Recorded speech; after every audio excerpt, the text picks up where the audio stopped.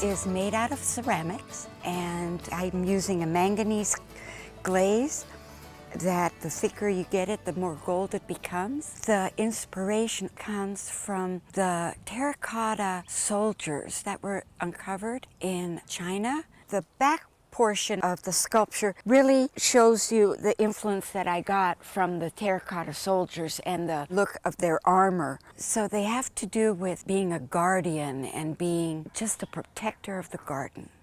The whole top are Maloof cut-off. So you don't know who was working on them. It could have been Larry White, it could have been Dave, it could have been Mike, or Sam, whose negative pieces, they were big, beautiful Maloof pieces, sorting out all these pieces, and then I saw the chair base we had saved. So that's what I did, is I took the old chair base, turned it upside down, but I liked the idea that you don't know whose cut-offs they were, who was actually doing the work. I wanted to create a juxtaposition of these beams so that they kind of defy gravity.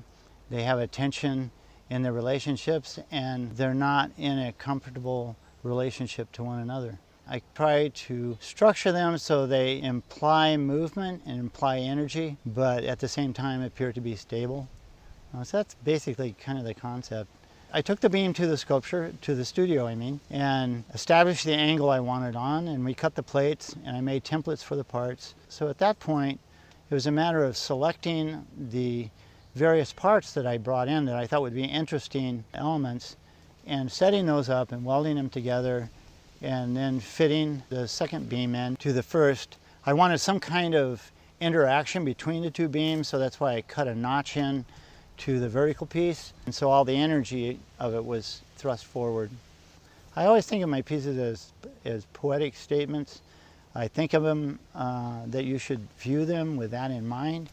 I don't ascribe a particular meaning to any of it. It's all about the energy that goes into making the piece and the process. That's what's really exciting for me. So they're hand built in sections, and this guy has about 400 pinch pots added to the surface of the piece. They are underglazed with these vibrant velvet underglazes and fired to about cone 3, so they have been through the kiln twice. They're a metaphor for both human sexuality and a play on biomorphic tendencies, and definitely speaks to the laws of attraction. It should hopefully be a look of interest between the two of them. The piece is aluminum, powder-coated aluminum, and wood that's been painted with enamel. The base is also powder-coated aluminum, wood, enamel. I grew up in Los Angeles in the 50s. All the car shows I went to, all the cars were candy apple reds and all these beautiful pearlescent and metallic colors. The first car I owned, I had it painted kind of an iridescent green, and some of the other cars after that had these great colors on them. This is a candy tangerine up on top. So I've been in love with color, bright color, for probably my whole life. All of my sculptures have bright, colorful elements, and they work great in these outdoor environments where they just sort of pop out, hopefully a little surprisingly, as you walk up on it. We weren't sure exactly what we were going to do, but after coming here and seeing all the different varieties of trees, and during fall there were so many different colors on the grounds of just different types of leaves, I guess. So we collected some of the leaves during the fall. We decided to cast them in glass so we could kind of eternalize them. So it's almost like a forever fall. It's called a pâte de verre technique, which is basically working with the glass powder. We mix a clear powder and a color glass, and the glass melts and it sort of fills it into the mold. So after we take it back into the mold and slump it onto the balls, there are different shapes so that it gives the curl to the leaves. Hiromi Takizawa made these bell jars to protect the leaves from the elements. We start the bell jar part going to glass blowing studio, and we literally work with the 2000-degree melted glass, and it's almost working like a honey. While it's hot, we shape it into a dome shape. And then after that, we cold work and polish, and that's how it comes to life. What I've been kind of working on recently is like PVC pipes. So this is made out of PVC, and then also I had a bunch of plexiglass together, and I wanted to somehow make that combination click together. So this is how the sculpture kind of came about, is through that, like using the technique and the materials that I have and kind of formulating into like this kind of bouquet of flower. I created a template out of paper, like a flower stencil, and then I taped every individual like plexiglass together and basically traced the stencil onto the plexiglass and then cut each individual flowers. So there's 50 here, kind of like half of Sam Maloof's life, you know, like it's not 100, but, and then kind of sanded it down a little bit and then spray painted like on the back so it kind of reflects this color. I had this pattern made out in like circular pattern, and then, you know, and 50s, and they all kind of like create these patterns in color, pattern in appearance of the difference of the PVC pipes. And so what I did was I drilled it like 50 hole pattern like in circular, and then I kind of mounted like all the patterns together individually, and then after that I sealed all the holes. This piece is one whole piece that's all solid, and it has to be fused in order to stay together. The glass were window glass cut into little triangles. I have a lot of little pieces put into the kiln and fused together. I love working with glass. I like the way the light gets reflected from it and it has a sparkle just like icicles. This structure is something I had been wanting to build. I make little miniature models of everything that I want to make.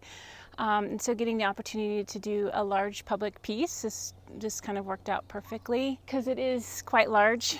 So like a traditional gallery may not always work for this. So I was able to do something that I need the right kind of space to get to do, and so being outside, this was perfect. These are basically sign forms around Los Angeles and Riverside where I work. These beautiful abstract shapes that no longer function, and they're kind of faded, and they're just sort of part of the architecture of the strip mall but not actually activated, which I think is a shame. So I wanted to just find these ones that were no longer functioning and kind of rebuild them and rescale them to some sort of structure that they would end up fitting together to build. I have one that came from, there's a tire shop in my neighborhood of El Sereno that's right across from my studio. There's another one on Huntington Boulevard in El Sereno. There's one on the corner of Sunset and Benton. And there's one in Riverside on Magnolia.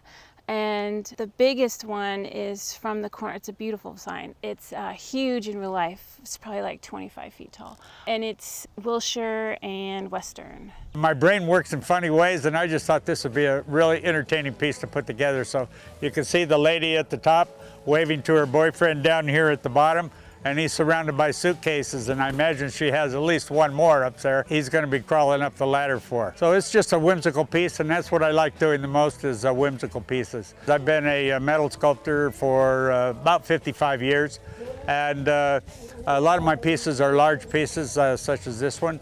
I had a lot of rusted tin can lids from Mojave Desert, because I go out to the desert and collect a lot of stuff out there all the time to build pieces.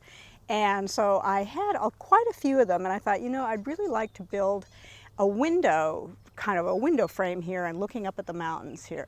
And so I started out with one, and I had enough to do that. And then when I came out here to look for my space, which is right here, I said, wow, I should do 3. I needed more lids, and so it was Christmas, and I really needed, and we were going out to the desert anyway to visit somebody for Christmas. So I said, you know, I need to go out Christmas morning and get these. So we spent Christmas morning picking up more lids out in the desert, and it was just so beautiful, and it was great, and I got enough to finish the piece. Certainly there were challenges to making the piece. It's cast concrete. It looks very traditional. So the title of the piece is Separate. I've done a series of poems, and this is one of the sculptures that's connected to those. It's actually letter pressed into the concrete here on the pedestal, and then made a mold out of that, and then cast that in the concrete. The poem's actually included in the catalog so that people could sort of see that and read that and help contextualize the piece that way. Is there a way to part the tumultuous cloud that darkens the day? That's really what this piece is about, which is why you see him kind of renting his cloth there at the top, even though it's concrete. I was inspired by mammoth bone cave dwellings from the last ice age that actually the bones from mammoths were left that humans actually got to use to make dwellings out of, which I always thought was pretty cool. And then it got me thinking about what would it be like if after we're extinct, things we left behind get to be used by some future species. The bottom is welded steel. The femur from cows have been cut in half, drilled out, and threaded on like beads, basically, onto the welded steel. And this is resin clay. It's a 2-part epoxy compound that I use that you get about a 2-hour working window. You have to mix it up in small batches and apply it and tool it. And in the back, these are all coyote, I believe, or deer jaws. They're what inspired me to end up with a reliquary of this kind of cathedral effect. These are scapula coming down the back that you can see the sunlight coming through right now. There are raccoon skulls, there are squirrel bones on up the food chain. So there's a little bit of the food chain going on in this piece. The inspiration for the piece comes from a series of pieces that I've done on the African American aesthetic, which draws itself from the Middle Passage, the slavery time, through the development of the African American culture through the history of America. So these symbols represent Fang and Dogon figures that I have personally claimed to add to that African American aesthetic. The round thing in the middle is a seed. It represents a new possibility. And the chains are like standard equipment, but it comes out of that horrific point of history to a growth point. Here I'm working at the base with metal tubing, like pipes for sending oil through and things like that. The one thing about my work is that I try to engineer all these things to blend together so you can have this large growth of sculpture out of a base like this. And so as you move up the tree, I get a chance to go back to my roots. And this is a wonderful log that was on my doorstep maybe 10 years ago, and I carved this out with a special carving chainsaw. We have adopted Adinkra symbols to represent our culture. The one at the very top, let's say that one represents the omnipotence of God. Matter of fact, that symbol was cut out of the base of the piece. The universe is in circular patterns anyway, and so you get a lot of circular patterns that are planetary, gravity, all these things are ovals and circles, and so you see a lot of that in my work. The piece is actually made on a big sheet of styrofoam where I made a very large drawing of this female anatomic figure. This shape came literally out of this shape. So this was all part of this one drawing. I saw it as a birth coming from the loins of this shape.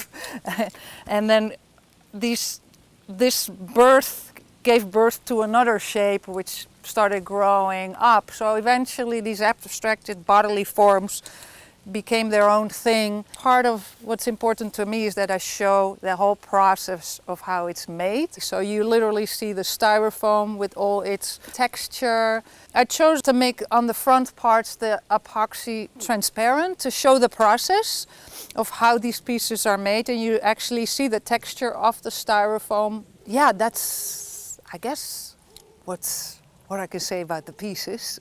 I do a lot of art with a military theme, like tanks and some guns and stuff. So I wanted to do something that kind of goes with the military theme that I do. So I made this grenade, but I didn't want it to be just a metal replica. I wanted something different. So I decided to wrap it in this blue fur. And what the blue fur does is it makes it huggable and less threatening. The underbody is made out of plywood. So a lot of cutting and gluing and nailing. Took quite a few days to make. It's synthetic fur, so it doesn't shrink or anything, and it's holding up nicely. This is a pin. It actually does come out just like a real grenade. You would pull the pin out, and we all know what happens then.